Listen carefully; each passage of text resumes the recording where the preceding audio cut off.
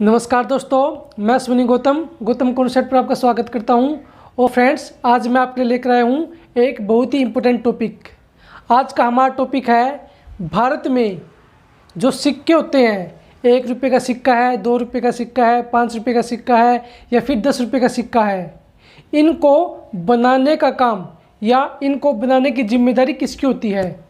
क्या वो RBI मतलब कि रिजर्व बैंक ऑफ इंडिया की होती है, या भारत सरकार की होती है, या फिर वो किसकी होती है?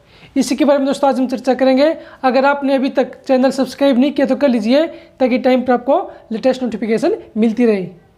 साथियों, सबसे पहले तो मैं आपको ये बताना चाहता हूँ, भारत में जो करेंसी छापी जाती है या जो नोट छापे जाते हैं 1 रुपये को छोड़कर, उन सबको छापने की जिम्मेवारी RBI के पास होती है। या आप कह सकते हैं कि 1 रुपये को छोड़कर जितनी भी करेंसी हैं, 10 रुपये का नोट है, 50 का नोट है, 100 का नोट है या 500 का नोट है, 2000 का नोट है, इन सबको इशू करने की जो जिम्मेदारी होती है वो RBI के पास होती है, रिजर्व बैंक ऑफ इंडिया के पास होती है।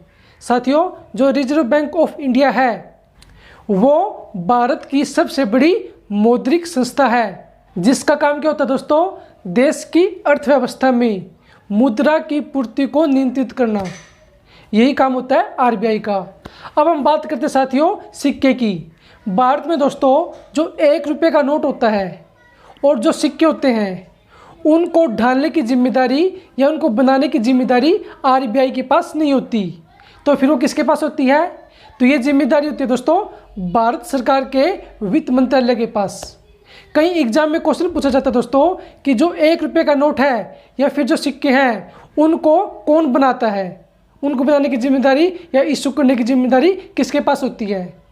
तो साथियों, वहाँ पर या तो ऑप्शन होगा भारत सरकार या फिर ऑप्शन होगा वित्त मंत्रालय।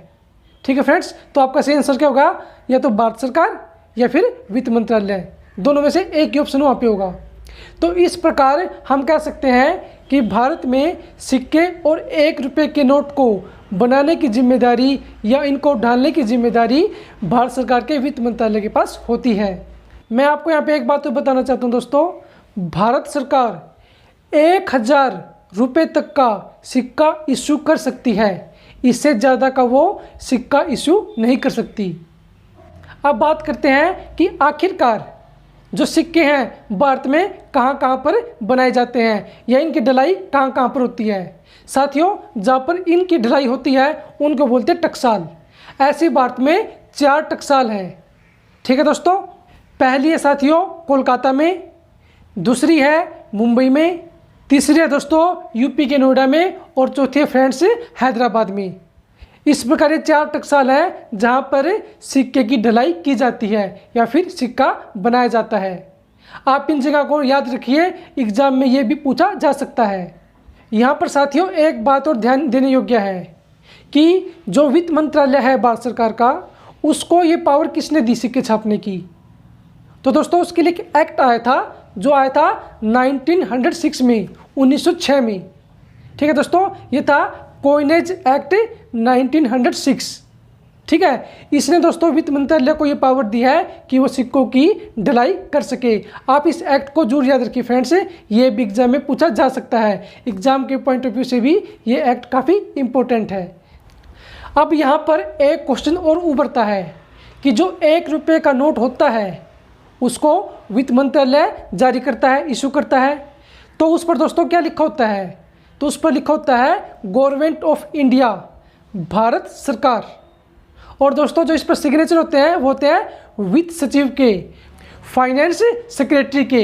ये भी दोस्तों ध्यान देने योग्य बात है, ये भी एग्जाम में पूछ लिया जाता है कि 1 रुपये के नोट पर किसके सिग्नेचर होते हैं। तो आपका आंसर होगा वित्त सचिव के, फाइनेंस सेक्रेटरी के।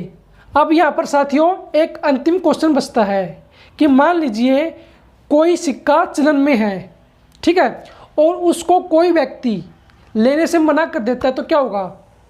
फ्रेंड्स, कुछ समय पहले ऐसा हुआ था कि 10 रुपये के सिक्के को लेकर अफवाह फैल गई कि ये नकली है और लोगों ने इसको लेना बंद कर दिया। तो मैं आपको बताना चाहता हूँ, मान लीजिए कोई भी सिक्का है और कोई व्यक्ति उसको लेने से मना कर देता है, तो फ्रेंड्स वो इलीगल है, उसके खिलाफ आप FIR करवा सकते हैं। और उसके खिलाफ दोस्तों आईपीसी की धारा और भारत मुद्रा अधिनियम के तहत कार्रवाई हो सकती है। और दोस्तों इसकी शिकायत आप आरबीआई में भी कर सकते हैं और उस व्यक्ति को जुर्माना भी हो सकता है और जेल भी हो सकती है जिसने सिक्का लेने से मना किया है। तो दोस्तों इस प्रकार हम किसी भी सिक्के को या किसी भी मुद्रा को जो चलन में है उसको लेने से इनकार नहीं कर सकते। ये एक तरह से अपने देश के साथ गद्दारी करने जैसा होगा, क्योंकि फ्रेंड्स अगर हम ऐसा करेंगे तो इससे हमारी जो देश की एकता और अखंडता है उस पर बुरा प्रभाव पड़ेगा। तो इस प्रकार दोस्तों हमें अपने देश की सभी मुद्राओं का सम्मान करना चाहिए। तो दोस्तों आपको समझ में आ गया होगा कि भारत में सिक्के और 1 रुपये का नोट कौन इशू करता है, कहाँ पर ये बनती हैं और किस प्रकार अगर दोस्तों कोई इनका सम्मान नहीं करता उस पर कार्रवाई भी हो सकती है। अगर फिर भी आपकी कोई क्वेरी है तो आप कमेंट बॉक्स में जाकर पूछ सकते हैं। आज के लिए इतना ही। Thank you. Have a nice day.